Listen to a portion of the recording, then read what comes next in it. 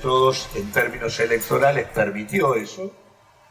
permitió canalizar un rechazo que existía en buena parte de la sociedad a lo que estaba ocurriendo, y creo que abrió la puerta a una oportunidad que no se ha concretado. Y este me parece que es el punto en el que nos encontramos y sobre el cual vale la pena conversar. Yo diría que este punto, que es el punto en el que la experiencia política que uno eligió y ayudó a conformar, no ha concretado lo que sería su compromiso con la ciudadanía.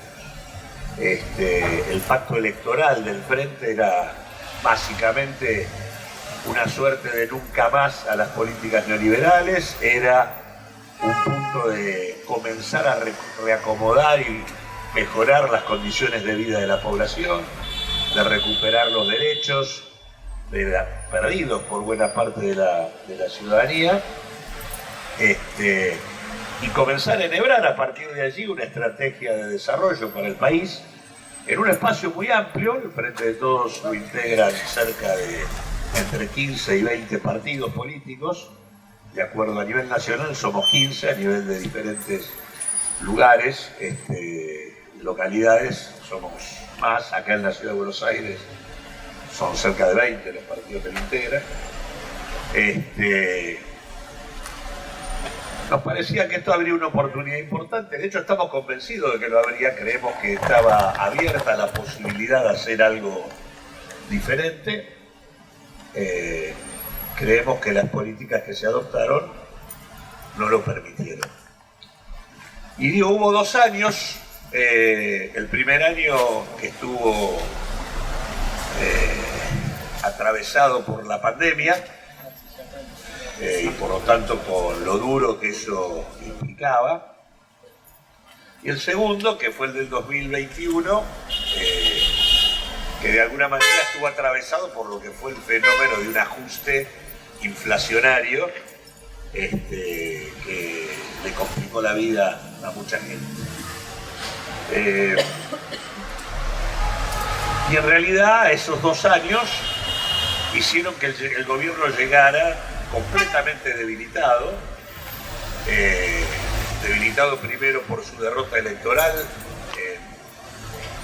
en noviembre del 2021, y debilitado porque por las políticas que se aplicaron no le quedaba una sola reserva prácticamente en el Banco Central para poder sostener una estrategia de negociación mínimamente razonable con el Fondo Monetario, y consecuentemente el acuerdo al cual se termina arribando es un acuerdo complicado, que lo que abre es una suerte de cogobierno con el Fondo desde ahora hasta el 2034, con 2 años y medio, básicamente los 2 años que le quedan a este gobierno, con un control sumamente estricto a través de revisiones trimestrales, en las cuales, de acuerdo a si se cumplen o no las metas pactadas con el organismo levantará el dedo para arriba o para abajo para desembolsar los fondos que permitan cancelar la deuda que se le debe. Entonces lo que quiero decir es que luego de 2 años duros, uno por la pandemia y otro por el ajuste inflacionario, el gobierno debilitado cerró un acuerdo absolutamente inconveniente que no abre un escenario favorable para los próximos 2 años. Volviendo para atrás, si uno toma el momento de la pandemia, ahí pasaron 2 cosas que me parece que son importantes. El momento de la pandemia, desde mi punto de vista, fue el mejor momento del gobierno. Sobre todo al comienzo. Fue el momento donde el gobierno planteó privilegiar la salud antes que los negocios, el momento donde le otorgó una prioridad importante a reconstruir el sistema de salud, en donde además aplicó una cuarentena temprana a contramano de muchas opiniones, que le permitió el tiempo suficiente para reconstruir el sistema de salud, y además puso en marcha todo un conjunto de estrategias que le permitieron ir armando las condiciones para una campaña de vacunación que la verdad que funcionó y muy bien, en el mejor nivel del resto de los países del mundo. En ese sentido digo, el momento de la pandemia fue el mejor momento del gobierno, a pesar de que, obviamente, como era un momento donde el tema era decir salud, sí, negocio no, esto lo llevó al gobierno a confrontarse con su enfoque principal. Es decir, este gobierno es un gobierno en donde de la mano de quienes son los que priman en las decisiones, que es básicamente Alberto Fernández, Gustavo Vélez, Sergio Massa, que son los que tienen de alguna manera el manejo y la conducción de la política general del gobierno. Es un gobierno que creyó que era posible establecer una armonía con los principales factores de poder y que esa armonía iba a permitir recomponer las condiciones de vida de la población, para pasarlo en limpio, que los formadores de precios iban a bancar. Es decir, habían ganado lo suficiente en años previos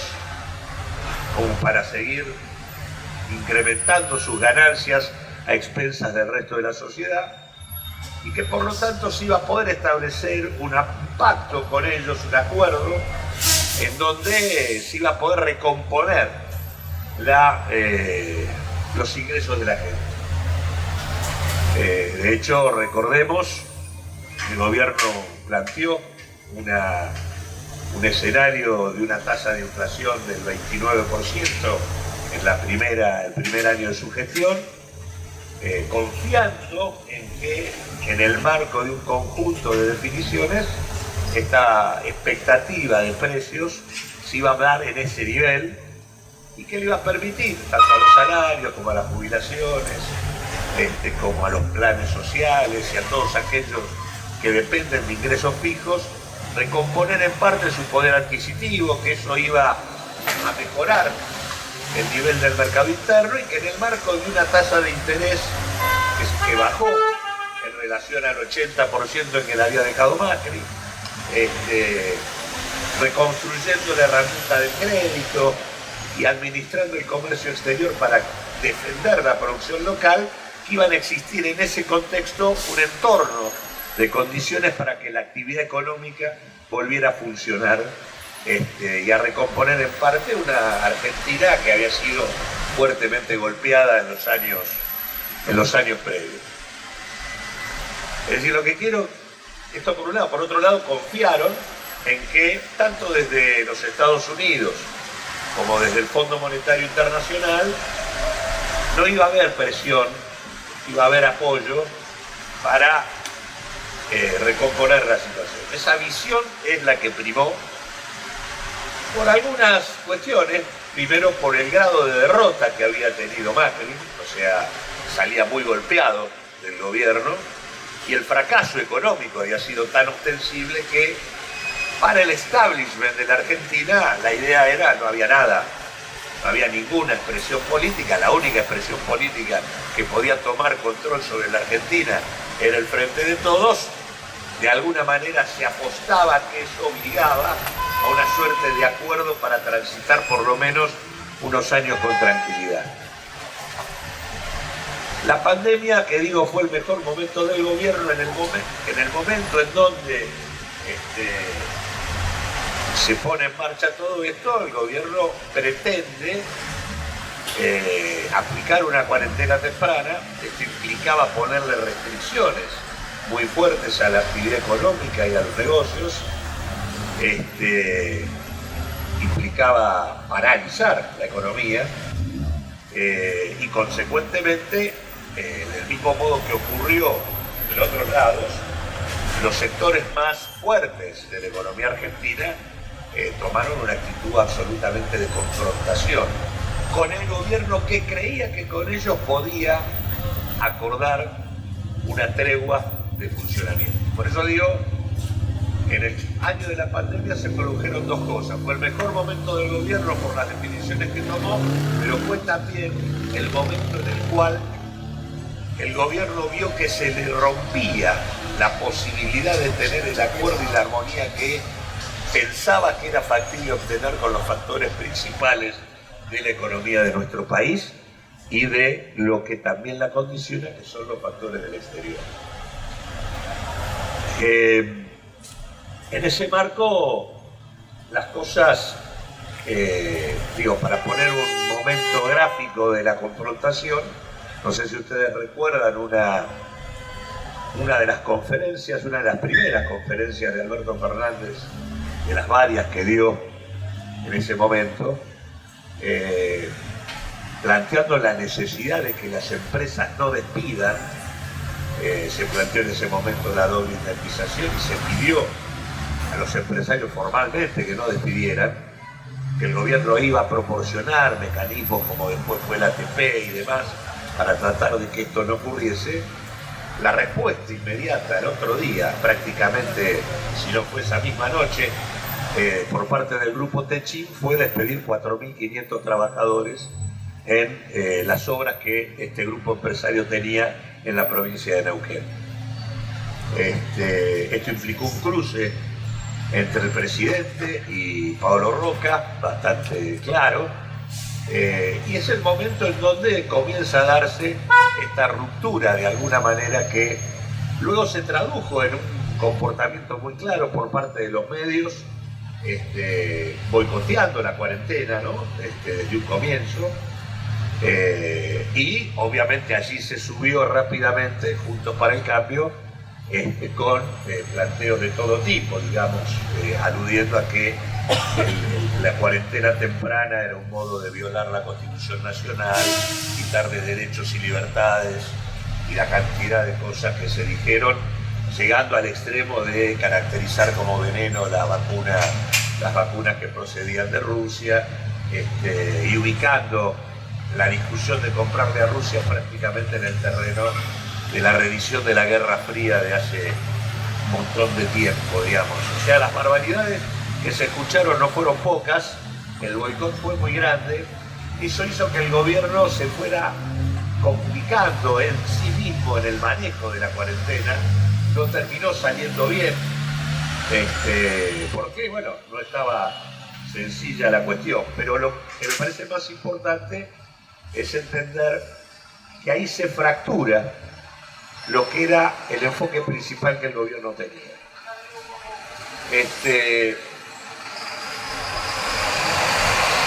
Una visión que yo adelanto lo que yo pienso, lo que nosotros pensamos, y que independientemente de que era cierto de que la derrota que había vivido Juntos para el Cambio y Macri era de tal magnitud, que habría un espacio, y que había un espacio para convocar a la sociedad a otra cosa. De ahí a pensar que puede haber armonía con los factores de poder es una equivocación. Hay un núcleo, un bloque dominante en la Argentina, que es minoritario, claramente minoritario en cuanto a sus intereses, que está configurado por un puñado reducido de grupos empresarios dominantemente extranjeros, que tienen posiciones dominantes dentro de la economía nacional, que capturan rentas extraordinarias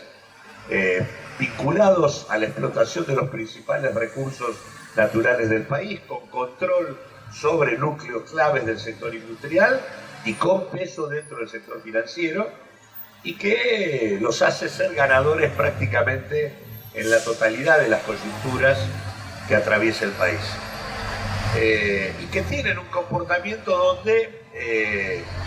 como logran rentas extraordinarias sin invertir, invierten poco, solamente invierten para mantener sus posiciones dominantes.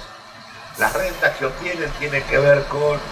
el control que tienen sobre recursos naturales muy importantes, tienen que ver con que manejan mercados en donde no tienen competencia o son pocos competidores, tienen manejos oligopólicos, monopólicos, son grupos que tienen inserción en múltiples mercados a la vez, y que por lo tanto privilegian unos u otros de acuerdo a cuál sea la coyuntura y la necesidad de sus negocios, que resisten permanentemente cualquier intento de cobrarle impuestos, y que como obtienen rentas extraordinarias e invierten poco, fugan mucho. O sea, son los paladines de los participantes privilegiados de los procesos de endeudamiento, de acumulación financiera y de fuga que ha tenido la Argentina en los últimos 50 años y que ha tenido momentos muy concretos, como fueron la etapa de la dictadura militar, como fue la etapa de la década de los 90 y como fue la reciente etapa de la época de Macri. Con ese bloque de poder, pensar que no hay conflicto es una equivocación. Se necesitan mecanismos de regulación pública que los pongan en caja, y esos mecanismos de regulación pública necesitan de una articulación fuerte entre un Estado decidido a hacerlo y una comunidad consciente de que eso se haga. Y eso implica decisiones políticas y convocatorias que el gobierno no tomó, y no las tomó entre otras cosas porque no creía en esto. O sea, creía en lo que dije antes, y esto obviamente no era lo dominante en el Frente de Todos, pero sí era lo dominante en quienes tenían un lugar de representación y de conducción dentro del Frente importante.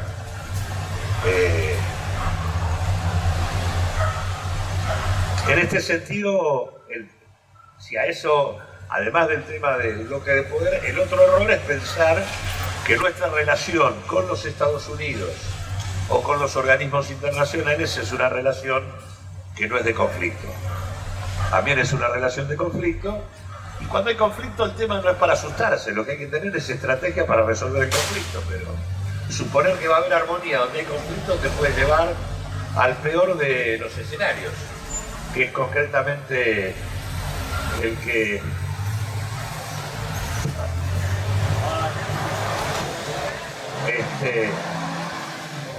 es concretamente el escenario en el que estamos.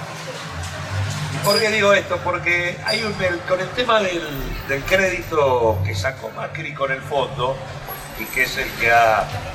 gobernado la coyuntura de los últimos tiempos, se puede leer en serio el asunto en el sentido siguiente. El Fondo Monetario no nos dio un crédito más a nosotros, nos dio un crédito enorme, un crédito que no formaba parte de la experiencia histórica del Fondo Monetario Internacional, un crédito que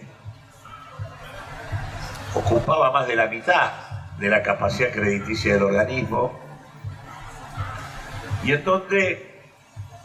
es un crédito que para hacerlo hubo que violar prácticamente todas las normas de intervención y todos los reglamentos y criterios con los que funciona el fondo. O sea, no fue un crédito más. En realidad, los Estados Unidos, a través del fondo y obligando al fondo a violentar todas sus reglas, le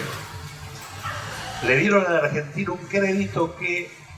le permitía continuar a un Macri que ya había chocado la calecita a 2 años de su gobierno. O sea, Macri, cuando va al fondo en el 2018, ya estaba en default la Argentina, y la lógica en ese contexto por parte del fondo era haberle dicho: mire señor, usted tiene que reestructurar su deuda y tiene que cambiar la política que viene aplicando. En realidad el fondo le permitió que no reestructure su deuda y que mantuviera la política que venía aplicando. Pero además de esto, estableció vencimientos absolutamente inafrontables por parte de la Argentina,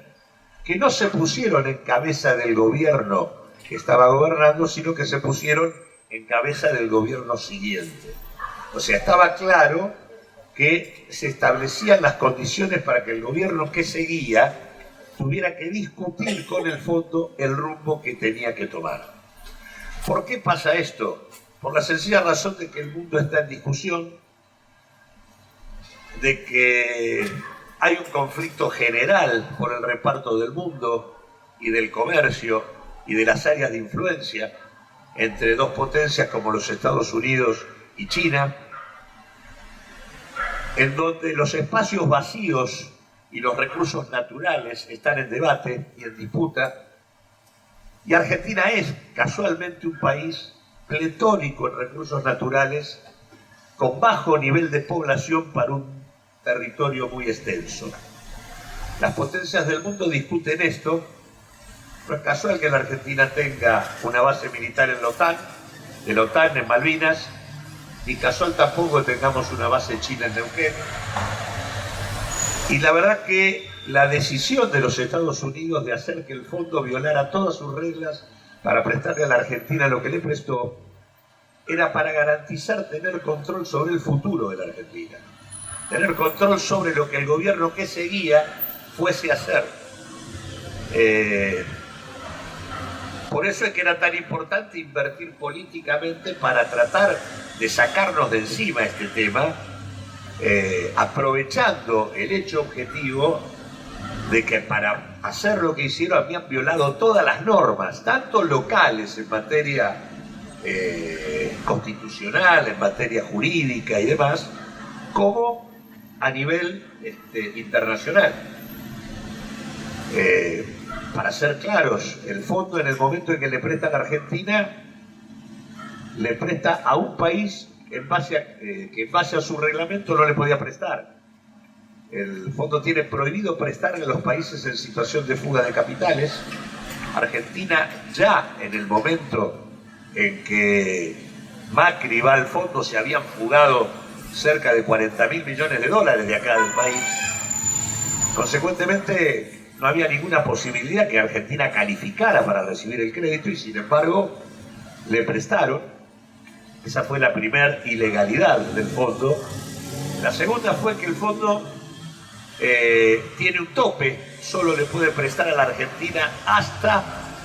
determinado nivel en función de la cuota que la Argentina paga. El máximo que le podría haber prestado era unos 22, 23 mil millones de dólares. Y el tercer punto es que el fondo, cuando constata que los dólares que entran por una ventanilla se van por otra, tiene que interrumpir el financiamiento. Todo esto el fondo no solo no lo hizo, le prestó a la Argentina no solo 22 o 23, le prestó 57 mil millones de dólares, de los cuales ingresaron 44.500, que así como entraron se fueron. Por lo tanto, y acá internamente ninguno de los procedimientos normativos, jurídicos y constitucionales que hay que cubrir para poder endeudar al Estado, Macri no cumplió ninguno. Por lo tanto, esto permitía avanzar internamente declarando nulo el endeudamiento desde la perspectiva de la legalidad de nuestro país y permitía, haciendo uso del derecho internacional, llevar al fondo a las Naciones Unidas, que eso es lo que establece el derecho internacional en el contexto donde un Estado soberano tiene diferencias de criterio con un organismo multilateral como es el fondo. El haber puesto en marcha un proceso de investigación sobre lo ocurrido con la deuda aquí hubiera movilizado una discusión política muy importante, hubiera establecido responsabilidades, hubiera puesto un límite a la impunidad y hubiera permitido dar de baja muchos tramos de la deuda que eran absolutamente ilegales, tanto en el caso del fondo como en el caso de la deuda con los actores privados. De hecho, el bono a 100 años era un bono que no cumplió prácticamente con ningún requisito de los que tendría que haberse cumplido, podríamos haberlo volteado jurídicamente si hubiera habido voluntad en esa dirección. Hubo una suerte de estrategia de golpear para negociar, pero que no fue a fondo. Recordemos que Alberto Fernández planteó la querella criminal sobre los responsables del endeudamiento, lo hizo al segundo año de su gobierno, cuando lo debería haber hecho en el primero, y lo hizo porque se empezaba a dar cuenta que la cosa venía complicada y que no le aflojaban absolutamente nada, que a pesar de que era una deuda viciada de nulidad e impugnable,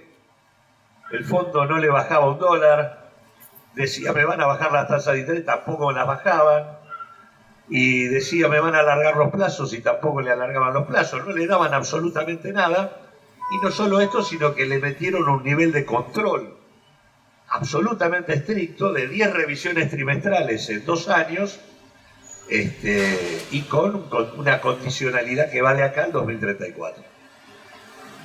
Ese es el fracaso más absoluto de la estrategia,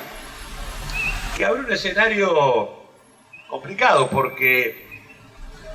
en el 2021 lo que pasó, el 2020 fue la pandemia, el 2021 lo que ocurrió es que fracasó la otra parte de la hipótesis de que la armonía funcionaba.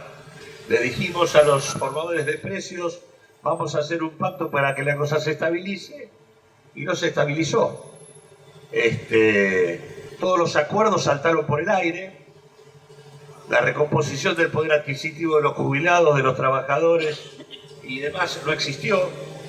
por lo tanto el mercado interno de base popular se planchó, y si bien hubo recuperación de la actividad económica, porque la ha habido desde mayo del 2020 para acá, ha habido recuperación de la actividad económica, lo que no ha habido es reparto del ingreso generado. Es decir, esto fue embolsado por un conjunto muy reducido de capitales que se quedaron con buena parte de la torta por vía de la persistencia del aumento de los precios. Entonces, en este sentido, precios de los alimentos que comen la canasta familiar permanentemente, precios de los insumos principales que la economía argentina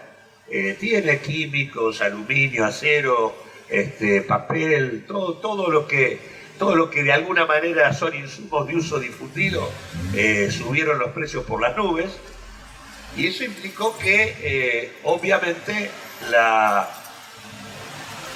participación de quienes trabajan en el total del ingreso que se generó se redujo en lugar de crecer. Es cierto que la economía creció 10 puntos después de haber caído 10 puntos, pero lo cierto es que cuando se recupera, lo que pasa es que la masa total de salarios pagados y la masa de ingresos que reciben los trabajadores informales cayó 13 puntos. Entonces, en realidad, lo que hay es una recuperación de la actividad que prácticamente tuvo un efecto muy bajo en el empleo. Básicamente se recuperó el empleo informal y el empleo clandestino o no registrado. Prácticamente el empleo formal del sector privado prácticamente no se recuperó. Hubo alguna recuperación de empleo en blanco del sector público, pero no más que eso. Los ingresos, por lo tanto, crecieron muy por debajo de lo que crecieron los precios, y consecuentemente la pobreza y la indigencia se mantuvieron como estaban, a pesar de la recuperación de la actividad económica. Hubo una recuperación en condiciones de mayor desigualdad, que para un gobierno de signo popular, que pretende una perspectiva diferente, es un notable fracaso, y ese es el fracaso que se da en las elecciones del 2021, donde en las PASO el Frente de Todos perdió 6 millones de votantes que nos habían acompañado en el 2019, y en la de noviembre perdió 5 millones. En realidad no es que los perdió en favor de Juntos por el Cambio, no se fueron a votar a Juntos por el Cambio, en realidad Juntos por el Cambio gana perdiendo, porque en realidad también perdió 1 millón de votos respecto al 2019, y en alguna medida la gente con bronca, con desilusión, con desencanto, se quedó en la casa y no votó,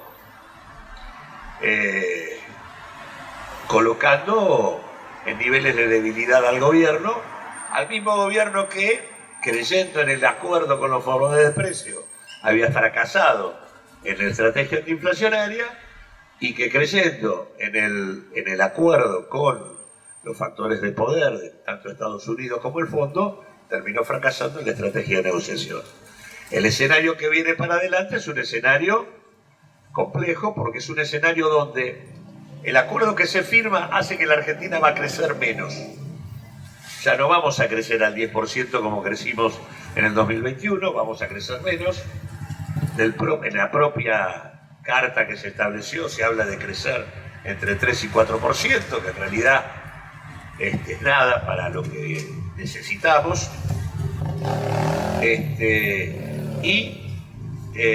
Es un acuerdo en donde se establecen un conjunto de reglas que hacen difícil pensar que se pueda contener la inflación, porque en realidad establece una regla cambiaria donde el dólar va subiendo en relación con los precios, con lo cual si los precios subieron 6,7 en marzo, yo tengo que seguir subiendo el dólar acompañando la evolución de los precios, y eso al mismo tiempo sigue haciendo que suban los precios. En segundo lugar, aumento de tarifas del orden del 42%, que tampoco permite recomponer la situación. Aumento de las tasas de interés, cuando en realidad las tasas de interés habían venido bajando y el crédito se había transformado en una herramienta que se había recuperado en parte en la Argentina, sobre todo a través de la banca pública. Bueno, cada vez más los costos financieros se dan para arriba. Así que desde el lado de la demanda se achica la demanda porque achican el déficit fiscal, del lado de la oferta hacen más caro producir porque los costos financieros van a ser más altos. Consecuencia, el nivel de actividad va a ser menor o va a crecer menos, y las herramientas del Estado para redistribuir el ingreso son menos que las que teníamos, porque tenemos controles que no teníamos el año anterior. De hecho, las medidas que se acaban de tomar son la demostración de un gobierno que trata de hacer malabares para compensar situaciones, pero que no las termina de resolver, porque efectivamente, frente a lo que han sido los precios en el primer trimestre, que han afectado a los jubilados nuevamente porque la movilidad quedó por detrás, los salarios quedaron por detrás, frente a eso establece este bono para los trabajadores informales y para los desocupados y para los jubilados, pero es un bono de una sola vez. Eso estará en 2 cuotas, es un bono que lo que hace es, te lo doy hoy y te lo saco mañana. No me cambia la situación de ingresos de la población, que lo que está necesitando es un piso de ingresos garantido para toda esa población, que es la mitad de la población laboral de la Argentina, y que deberían tener un ingreso universal que les garantizará por lo menos la línea del hambre. Digo, eso es lo que el gobierno que hace: pongo un mes y lo saco al otro. ¿Por qué hace esto? Porque en realidad, al poner un mes, se está gastando un poco de los recursos tributarios que le subieron, pero como tiene el control que pasar por las manos del fondo, no tiene margen para hacer esto que estoy planteando. Por lo tanto, está más apretado que antes para distribuir. Por lo tanto, si el escenario fue complejo en el 2021, el escenario que viene es más complejo para la gestión del gobierno nacional. Y lo más complejo de todos es que el Frente de Todos tenía por objetivo abrir un espacio de discusión y una perspectiva distinta que permitiera evitar volver para atrás. Volver para atrás sería volver a que en el 2023 vuelva a ganar Juntos por el Cambio, que sería volver a la misma receta que nos trajo a la situación en la que estamos. Bueno, en este sentido, lo que nosotros vemos es que a partir de una derrota electoral, que el gobierno no dijo, bueno, perdí porque hice algo mal, entonces tengo que revisar lo que hice y caminar en otra dirección. En realidad lo que hizo fue abrazarse al poder para tratar de durar. Entonces digo, voy y me abrazo al fondo para ver si el acuerdo con el fondo me permite llegar al 2023. Más allá de que llegue, no va a llegar cumpliendo con el pacto electoral que en todo caso tuvo con la ciudadanía. A partir de acá lo que está claro es que pasó algo adicional en el Congreso el día de la votación del acuerdo con el fondo. Ahí Alberto Fernández no ganó con los votos del Frente de Todos, ganó con los votos de Juntos para el Cambio. Es decir, en el Congreso se dibujó otra coalición electoral, la coalición de algunos que acompañaron a Alberto en el Frente de Todos y muchos de Juntos para el Cambio que lo acompañaron en el acuerdo con el fondo. El malestar en el Frente de Todos es general y lo que se ha abierto es una discusión sobre qué sentido tiene el Frente. Y lo que se abre es una discusión y construcción de una corriente política que vuelva a instalar una perspectiva distinta y que pueda dar un debate trimestre tras trimestre para tratar de seguir sacándonos de encima el collar que nos puso el fondo. Vuelvo a insistir, ese collar no es una joda, ese collar es un collar estratégico de carácter geopolítico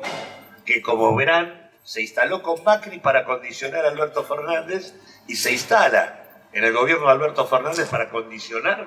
los gobiernos futuros. No es joda lo que está pasando en el mundo. La guerra Ucrania-Rusia es una guerra que también tiene que ver con la disputa por áreas de influencia,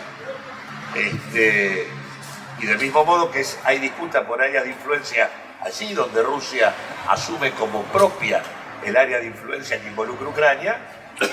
y los Estados Unidos llevaron adelante una estrategia de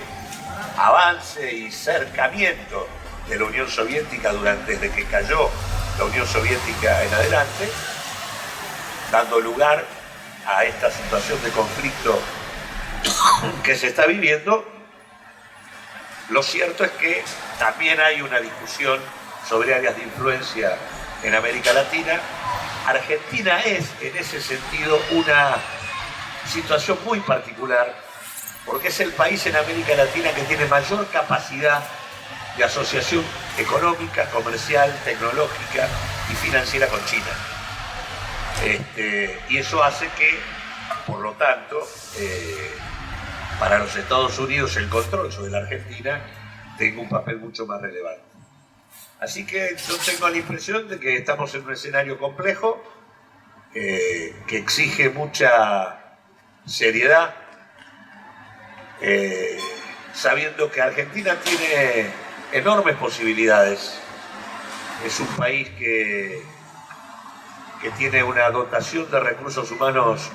muy importante, una capacidad creativa enorme, recursos naturales por doquier,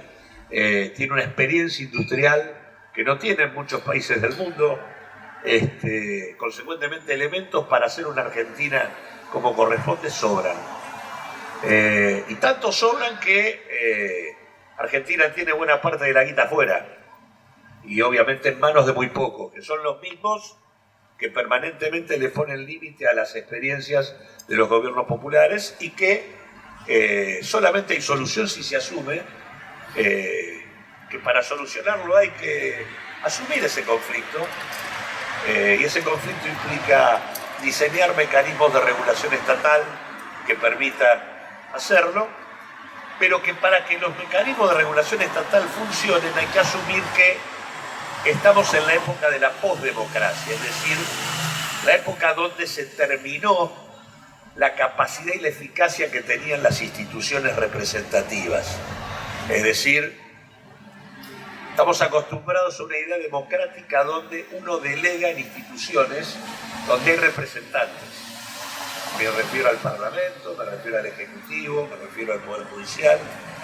Esas instituciones funcionaron en determinado momento. Está claro que hoy, a la hora de ponerle el cascabel al gato a los poderes económicos que existen, fracasan. No solo acá en la Argentina, fracasan en muchos lugares del mundo y se vacía de contenido muchas veces la experiencia democrática. De lo que se trata es de entender que se va desplazando el poder de decisión de las instituciones de representación a los poderes fácticos. Y los poderes fácticos son los poderes económicos, mediáticos, tecnológicos, y para que podamos hacer de la vida en común algo que valga la pena y que tenga que ver con todos, lo que tiene que existir es el común. Es decir, la comunidad tiene que ser el poder de facto. Y eso implica decisión de convocarla, decisión de organizarla. Cuando uno piensa en el tema de la formación de los precios, es un tema que siempre se discute. Existen en la Argentina ley de góndolas,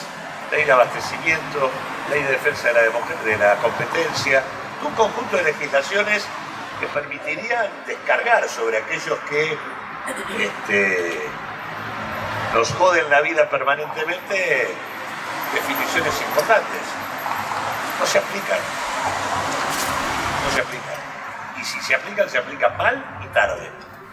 Ahora, el tema es que necesitamos incorporar la comunidad en el sistema de formación de precios. ¿Cómo se hace eso? Cada cadena de producción supone productores, consumidores y trabajadores. Cada cadena de producción implica grandes empresas, pequeñas empresas, cooperativas. Y hay que armar cadenas en las cadenas de producción principales, la comunidad tiene que estar presente. Tiene que estar presente para poder hilvanar en cada cadena el acuerdo del Estado con las pequeñas y medianas empresas, con las cooperativas, con los trabajadores, porque son todos las víctimas de la capacidad de presión y la posición dominante que tienen algunos actores en cada cadena. Y se necesita la articulación del conjunto para ponerle el cascabel al gato. Entonces, el tema de darle importancia al poder de la comunidad implica organizarla. Y eso no es que hay que mandar a un conjunto de pibes a encrachar un hipermercado, no. Hay que sentar a todos los actores en una mesa de concertación y control, en donde el Estado tiene que utilizar las normas articulado con el poder de la comunidad. Y eso no es tan difícil de hacer. Los movimientos cooperativos existen, los sindicatos existen, las asociaciones de pequeña y mediana empresa existen, las asociaciones de consumidores existen y existirían mucho más si el Estado se preocupara por fortalecerlas y por darles posibilidades de participación en las decisiones. Así que creo que el camino que viene es el camino de construir una perspectiva política que no debería desaparecer. Deberíamos llegar al 2023 convocando a que se pueden hacer otras cosas y no que hay un fracaso de una ilusión que en todo caso haga volver a la gente a votar lo que ya pasó.